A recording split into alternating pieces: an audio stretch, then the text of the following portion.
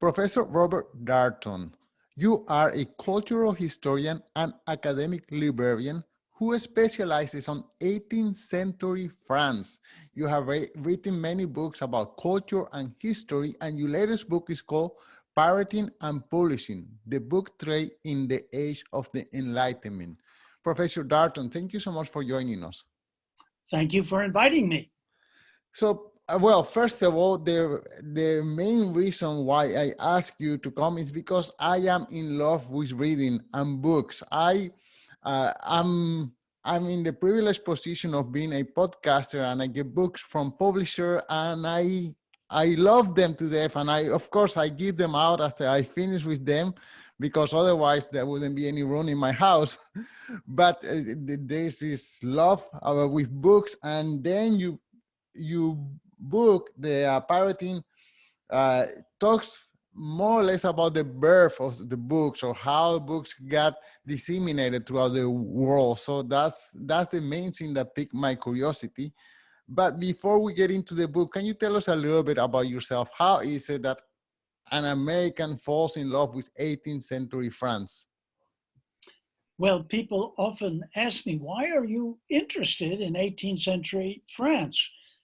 And my answer is, it's so interesting. Right, okay. Endlessly fascinating. It's the period of Enlightenment, which brought us our general worldview.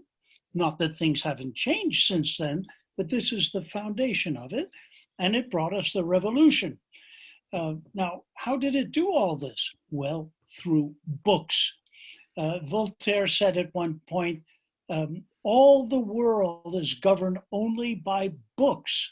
Now that may seem extravagant in the age of the digitalization and the internet, but actually the power of books in the past is something that has always fascinated me. So I love France, I love things French, I have many French friends, but especially the French book was such a power in the 18th century that you can, by following books, get a sense of how the modern world took shape. So what I'm trying to do in this book is not just to provide esoteric information, but to help the reader understand books as a power. Right. So when you were going to school, is this what you study, what, literature or English or what, French? What is it that you study? And then how do you ended up into this journey? Well, actually, I studied American history and literature along with philosophy and political theory. And my intention was to become a newspaper reporter. My father was a reporter. My mother was a reporter. My younger brother has since become a reporter. That was the thing to do. But somehow I got a scholarship that took me from Harvard to Oxford. And I had 3 years to study. Well, I fell in love with doing history. It crept up on me. I knew I should have been a newspaper reporter, but the history won out. I did go back and work for the New York Times. I spent a lot of time doing what you call chiens écrasés, crime stories and so on. But my true love was history. So at Oxford, I had wonderful teachers who were actually tutors. You would meet with them one-on-one and debate about subjects. And 2 of them were specialists in the Enlightenment, a man called Robert Shackleton, a great expert on Montesquieu, and Richard Cobb, a very great expert on the Revolution. So I fell in love with these subjects, and here I am still studying them. Well, and you have written many books. When I went to Amazon, I lost count because many of them have been translated in many languages. But can you tell us more or less how many books have you written, and maybe 2 or 3 titles of your previous work? Ooh, I don't know the number, but I'm maybe 20 books or so. Wow, that's why I lost count. Well, it's because I love history. I love writing history. I love contact with readers. And I've discovered things, often without looking for them. I'll give you one example. I wrote a book called Poetry and the Police. In French, it's called L'Affaire des 14. I was sitting in the archives, reading the archives of the Bastille, and I was looking for the traces of a particular man who went to become a Girondist during the French Revolution. But while looking for him, I found a dossier that said L'Affaire des 14. 14, le número 14, right? The Affair of the 14. Right, Well, okay. I'd never heard of this. No one had ever heard of it. So out of curiosity, I opened it up, and there I found a detective story. The French police were assigned by the highest authorities in Versailles to find the author of a poem which began, "Monster whose black fury, monstre dont la noire furie." The monster was Louis XV. The poem was seditious. It was put into songs, and all of Paris is singing horrible things about Louis XV in the year 1750. So the police began arresting people in cafes and so on, and soon it was possible to recreate the oral system of transmitting information through song, through recitals of poems, through memorization, manuscript notes, and it became a study of communication. Well, that's one example, as one book among many, but my point is that working in the archives is so much fun. Right. You discover things you're not looking for, and then you're able to develop subjects that have slipped through the fingers of other researchers. Right. In this case, oral communication. And when I asked you for this interview, you offered to do it in French if I wanted to. So I assume you also, among your study of literature, you also learn French? Well, I learned French in high school. I see. And I love the language, but I'm not, I have an American accent when I speak, and I'm not trying to be French. I'm very American, but I love the language. And France has the greatest archives, I think, in the world, beautifully organized. Every provincial archive uses the same system. So you could go into any town and start doing research, knowing how to find your way through all of the manuscript. Okay, so what was the series of events? What was the sparkling idea that led you to write this book, Pirating and Publishing? Well, believe it or not, it all began in 1965, a while ago. Yes. I followed up a footnote in a book that I found in Oxford. The footnote indicated that possibly in the municipal library of Neuchâtel in Switzerland, there were some letters by Jacques-Pierre Brissot, who became, during the French Revolution, a leader of the Girondists. So I was interested in Brissot, partly because he was involved in the cult of America with Franklin and Jefferson and so on before the French Revolution, and I wanted to see the connection between the American and the French revolutions. So I thought it costs one stamp to send a letter to Switzerland. I sent the letter. Do you have any letters by Jacques-Pierre Brissot? And the director of the library answered right away saying, we have 119 letters. Wow. So one thing led to another. I went to Neuchâtel. There were 119 unpublished letters by one of the important leaders of the French Revolution. And I started to write a biography of him because they were enough to completely change your concept of Brissot's life. Along the way, though, I discovered that the history of books was more important than the history of Brissot, this man, because he published his books before the revolution in Switzerland. That's where you could get away from the censor and be free to express yourself as you like. And the letters are all about printing books, smuggling them into France, diffusing them through an underground, the relations between publisher and author. You could reconstruct a whole cycle of writing and printing and publishing and selling books.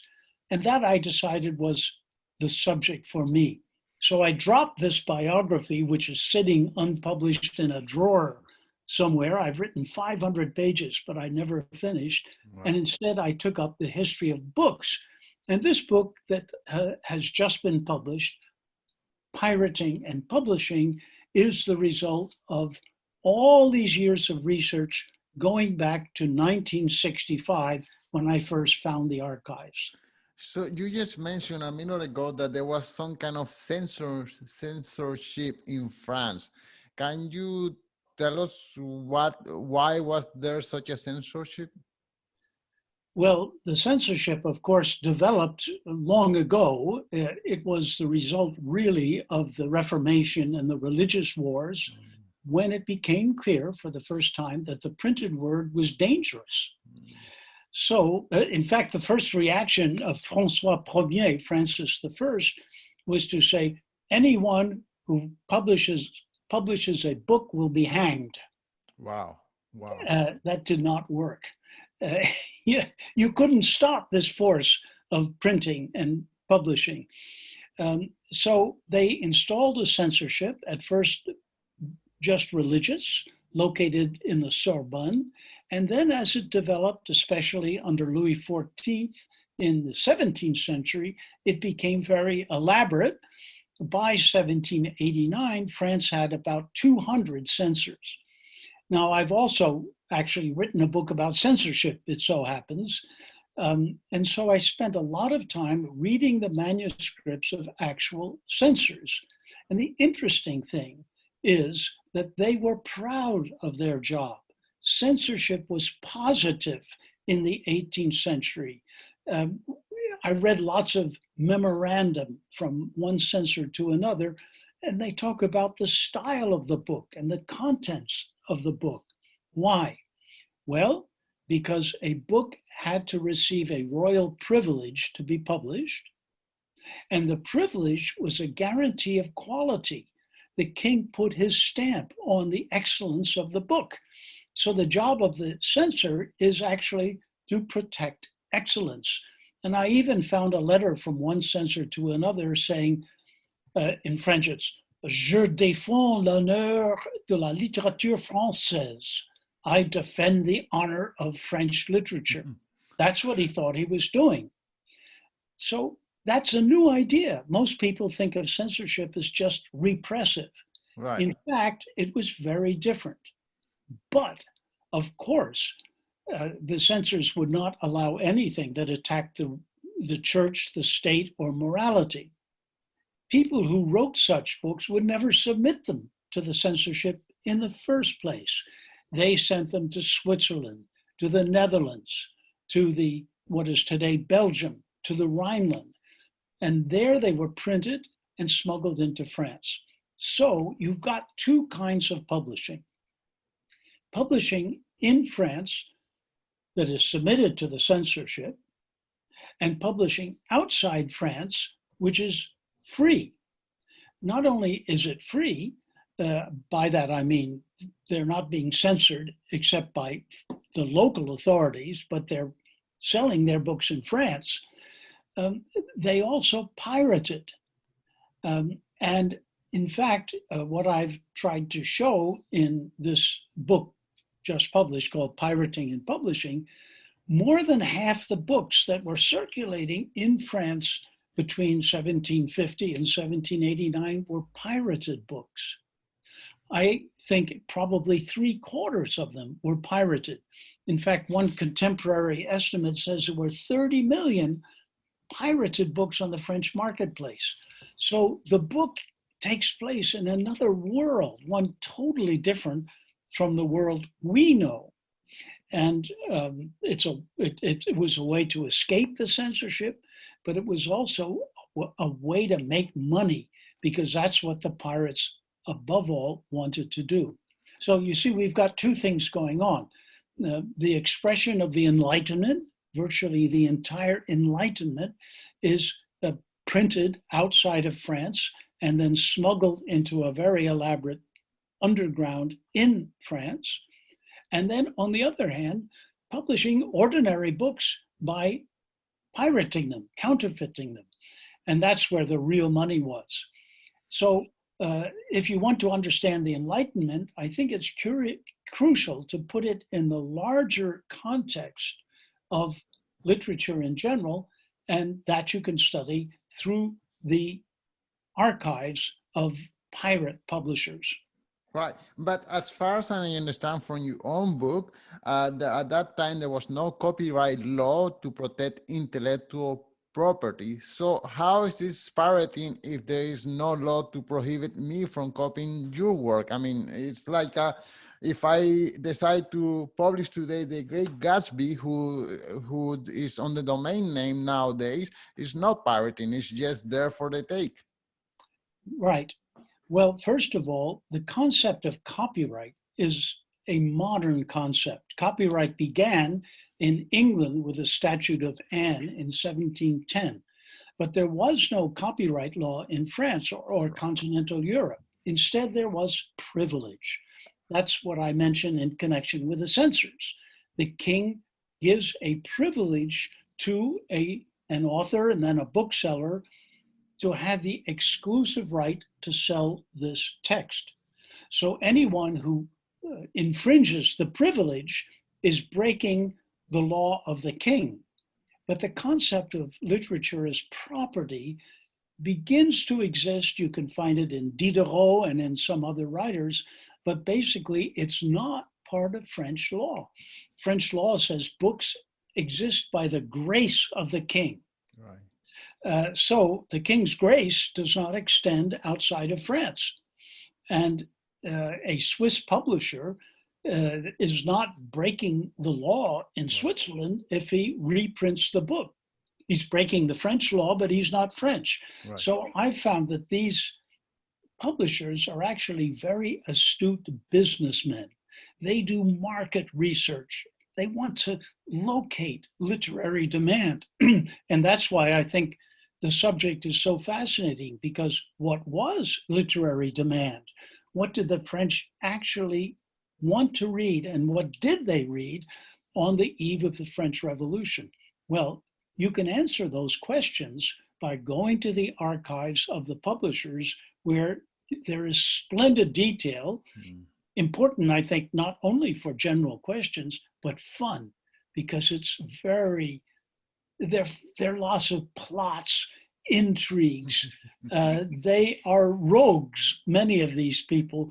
And I've spent a lot of the book describing some of the tricks of their trade, which I find endlessly interesting.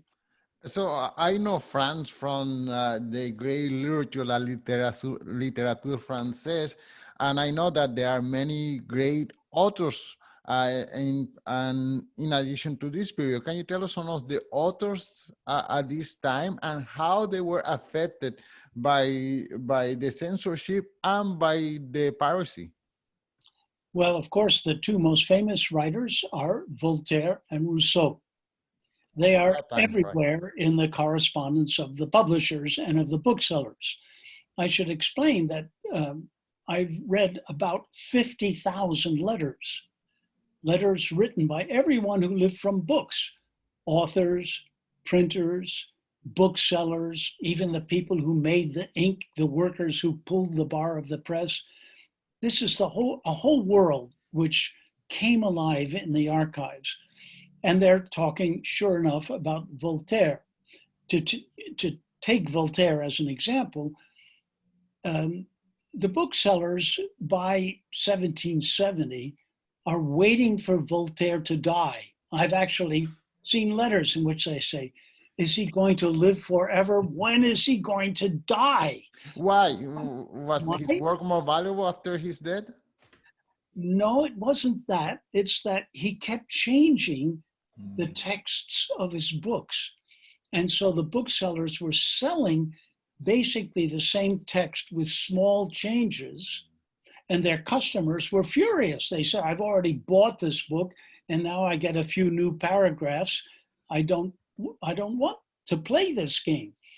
So Voltaire, of course, was delighted to do this because he's spreading the Enlightenment. By this time, say 1770, he already was independently wealthy, not from selling books, but actually from the French lottery, which is another story. But Voltaire is committed to a cause, and the cause is fighting prejudice, fighting superstition, fighting injustice.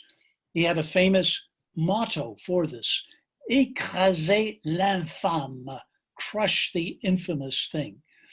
And so he, in his old age, especially, all his life, but especially when he was an old man, you sense him committing himself to getting rid of this terrible oppression exercised by especially the Catholic Church. People were being condemned, tortured for having unorthodox religions. And so to my amazement, I found that Voltaire cooperated with the pirates. He actually would take the printed sheets from his main publisher, a man called Gabriel Kramer in Geneva, and he would send those printed sheets, the proofs, to a pirate, sometimes adding things to them so that a pirated edition could take place at the same time as the original edition. Why? Not to make money, but to spread enlightenment, to fight the infamous thing. So a lot of my book is about this. It's about how Voltaire became a fighter in a cause, the cause of enlightenment. Mm. In the case of Rousseau, it's equally complicated and fascinating. They both died in the year 1778, actually within 2 months of one another. And after they died, there's a tremendous rush to get all of the leftover manuscripts, which in Rousseau's case included the text of his Confessions, which everyone wanted to read, but he would not publish during his lifetime. So I try to tell the story of the scramble to get the unpublished manuscripts of Voltaire and Rousseau. There are lots of intrigues. Beaumarchais gets involved. It's a very interesting and I think very amusing story. So part of what I'm trying to do is to tell stories, to relate how books came into being and to give the reader some sense of the world of the publishers and booksellers and the way they thought. Right. Okay. So I guess Voltaire couldn't make a living from his own writing, and he is one of the most known writers. So was there any writer at all that was able to make a living from his writing? And secondly, the publisher of Voltaire, why would he even bother have a contract and pay him any money at all when his work would be pirated the next day by somebody else? Well, actually, the Gabriel Kramer, the publisher, did not pay Voltaire at all. Voltaire that's why he didn't make money. I mean, when he was a young man, yes, but not in at the time of the campaign against the infamous thing. So now, what was the first part of your question again? How come authors? Yes, did authors? One of the few authors who actually made money from selling books was a man called Louis-Sébastien Mercier. Mercier really did make money. Not a huge fortune, but he could support himself by his pen. And he said in one of his essays, there are only 17 men in France who can live from their pens. Wow. Basically, no one could. There were no royalties in the 18th century. An author would sell a manuscript and get as much money from it as he could, and that was the end of it. And in fact, most authors didn't sell manuscripts at all. They were glad to have them published and to use them as a way to gain prestige. And prestige meant you could get a sinecure or a pension or some kind of favorable treatment that would bring in money. So the age of enlightenment is the age before the independent writer lives from the product of his books. Right. But it's a kind of turning point. And one thing that I find interesting is that pirate publishing is different from legal publishing in Paris because the Parisians are making expensive books that are luxury items, like snuff boxes. And they are publishing for a small elite. Their books are expensive, and they're happy to live off of this guaranteed income because they have a monopoly. But the pirate publishers aim their books down market. They're cheaper books. They're much more cheaper to produce. The paper is less, labor is less. They pay nothing to the writers. And they are part of a process of, I call it, democratizing access to culture. It's thanks to the pirates that most French people got their books, as opposed to the small elite that lives off the exquisite books produced in Paris by the Guild of Printers and Booksellers, which has a monopoly. So part of the story I'm trying to tell is about democratization and the beginning of what the French call le grand public, the general public that will emerge in the 19th century. This is the beginning of that process. And I think it's the beginning of something really fundamental in modern culture. Right. So, of course, authors, writers should be compensated for their work, but one of the biggest arguments for copyright law is that if there is not such a monopoly, then people wouldn't feel inspired to create. But before the copyright law, people were writing for free for this other privilege, to be known, to have influence in society, what give. So I guess I don't have a question, just working things in my mind. It's a very interesting remark you make because, well, do most people know what the copyright law is today? How long does copyright last? The answer is for the life of the author plus 70 years, 70. That means most books remain covered by copyright for a century or more. Almost all US literature is covered by copyright going back to 1923. So we're living in a world where the public domain is restricted to literature before 1923. Can you imagine? Yeah. It seems to me that the public has rights of access to knowledge.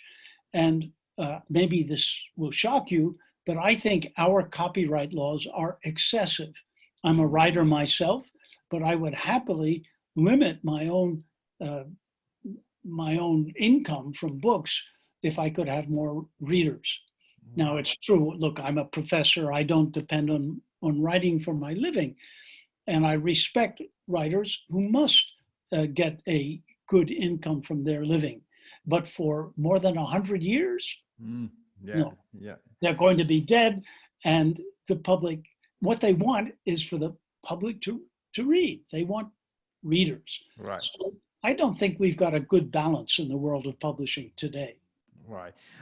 You mentioned that the world of piracy is a very competitive world. Even today, without piracy, it's a very competitive world to compete on prices and quality against each other. But how profitable was it? How much money was there involved? Were they just scraping to make a living, or were they making huge amount of money?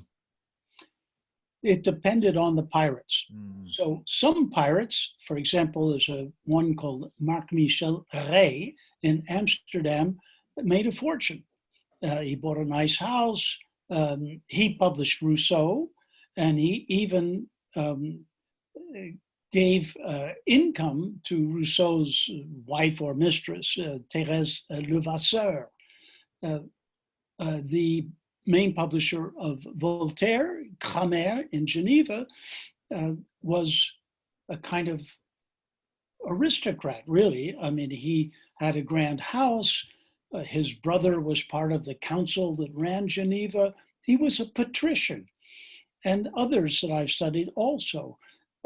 They went around in carriages, they had vineyards, fine houses, they lived well on the whole. But then there were others who competed with them. And some of these were what the French called pauvres diables, poor devils, who just desperately tried to make money by often publishing very dangerous books, pornographic works, attacks on the government, I mean, direct attacks on ministers, libels, and atheism, strongly irreligious works. These were the most dangerous books. And in fact, there was one word that covered all of them: livres philosophiques, philosophical books. There were separate catalogs for philosophical books.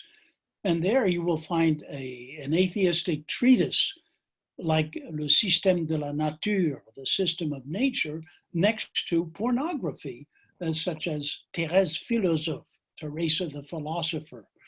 And in fact, if you read some of this pornography, it really is very strong. But in between the sex sessions, there are philosophical dialogues.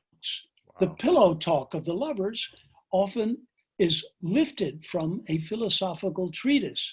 So you've got an admixture of philosophy, eroticism, challenges to the state. It's all part of an underground literature that I find fascinating. Wow, amazing. What are some parallels that you see between 18th century French publishing and today?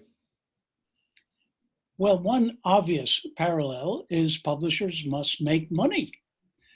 And to make money, they have to make judgments. What is literary demand? How do they know what demand is? Well, there are techniques, you know. Today, it's a part of business practice to try to sound the market. I found that in the 18th century, to my amazement, they also tried to sound the market. They had traveling salesmen, commis voyageurs. I even have the diary of a commis voyageur from the year 1778. It's fascinating reading. So that's another parallel: sounding the market, trying to make money by being a good businessman. But the differences are much greater. After all, this was a world, as I said, without freedom of the press, censorship, without copyright, piracy everywhere, without even limited liability. So if you take a chance and you go bankrupt, you go into debtor's prison. There were no returns in the 18th century. You know, today, booksellers, if they fail to sell a book, can send it back to the publisher. That makes a huge difference in the way you do business. That did not exist in the 18th century. And as I said, royalties didn't exist. In fact, in a way, money did not exist, at least in France, because there is no legal tender, that is, the banknotes guaranteed by the state. Instead, there are bills of exchange, which are somewhat like modern checks, and they're only as solid as a signature on the bottom. Wow. So the publishers are living in a completely different world. And part of my task as an historian is to reconstruct that world and to show the way it actually functioned. Wow. So as a historian, you went back a few hundred years ago, you reconstruct that world, you brought it to the present. Now, if you could see a little bit into the future, what do you think is the future of publishing? You know, I find it very difficult to predict the past, never mind the future. So I have no confidence in my own ability to see into what is going to come. Obviously, we have lived through a great revolution with the coming of digitization, the internet, the World Wide Web, uh, uh, all kinds of referencing, social media. I think we have lived through a greater change, call it a revolution in communication, than the change produced by Gutenberg. Wow. So there's no question that the whole world of communication today has been transformed. Now, what will become of it? I don't know. But one thing I do know is that people are wrong when they say the book is dead. It I've is heard the that so many times. And we have very solid statistics showing that the traditional printed book, the kind that you open up and leaf through the pages, that book is doing better than ever. More books are published each year in English than in the year before. It's true that ebooks are important as well. And 15 years ago, we thought the ebooks would destroy the printed book. That has not happened. Instead, we found that the whole ecology of communication has become more complex and richer so that we can have a book that is printed, but that has an electronic supplement, which can include pictures, videos, sound, music, all kinds of things. Um, and so I think what is happening is that the environment is changing. Some people lose out when change happens, but many people profit from it. Books are doing very well. The printed codex, a book you read by turning pages, as opposed to the volumen, a book that you unrolled, the codex is, I think, one of the greatest inventions of all time. It was invented at some time around the time of the birth of Christ, so it has a long history. And furthermore, not only is the book doing well, but libraries are doing well. Of course, now with the COVID epidemic, libraries have closed, but right up until the outbreak of the epidemic, more people were going to libraries than ever before, but libraries were developing new functions too. So I feel hopeful, I really do. I think that this is a period when communication by print, by email, by the way we're communicating now, by Zoom, over the internet, it's a very rich and fascinating time to be alive.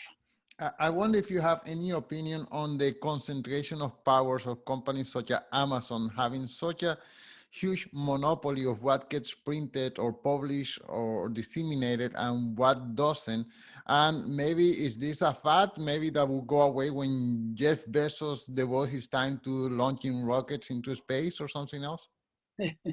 Well, I think the danger of monopolies is very great, especially with the new medium.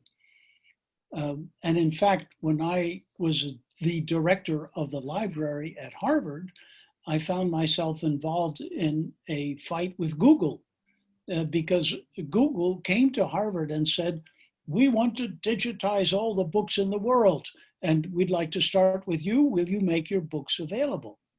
At first we said yes, but then Google said, and by the way, we want to digitize books that are covered by copyright. Well, we were not about to break copyright law, but then Google went to Stanford, the University of Michigan, the University of California, and they said yes. So Google began digitizing all of the books covered by copyright or not covered by copyright, and it was instantly sued by the Association of American Publishers and by the Authors Guild, it's a long, complex story, but in the end, a federal district court in New York said Google book search is illegal. It's the creation of a new kind of monopoly, a monopoly of access to books in digital form. So Google failed to create this virtual library. Of course, they sell books over online, but that's different from having an exclusive monopoly to the digital texts. And we tried to fight back against this monopoly by creating an open access library. It began at Harvard in the year 2010 when a group of us met to discuss creating a digital public library of America. And now it exists. It was launched in 2013, and it has about 35 million books available free to everyone. So yes, I mean, this is a long answer to your question, but I think that monopoly is an enormous danger. And the ability of gigantic corporations to dominate the new means of communication is so powerful that monopoly really is to be resisted with all of our might. Wow, amazing. Okay, Professor Darnton, last question. Can you please tell us one more time the title of your book and where can people follow you? Well, the title of the book is Pirating and Publishing, the World of Pirating and Publishing, the Book Trade in Enlightenment France. It's published by the Oxford University Press. It's available in bookstores. And it's available by Amazon, despite all of the things I said earlier. Amazon does a good job of delivering it to any reader who wants to read it. Yes, my tip is usually if you have a bookstore close to you, go to the physical bookstore. They all need our support. But then if you live in the middle of nowhere, then it's Amazon is a good alternative.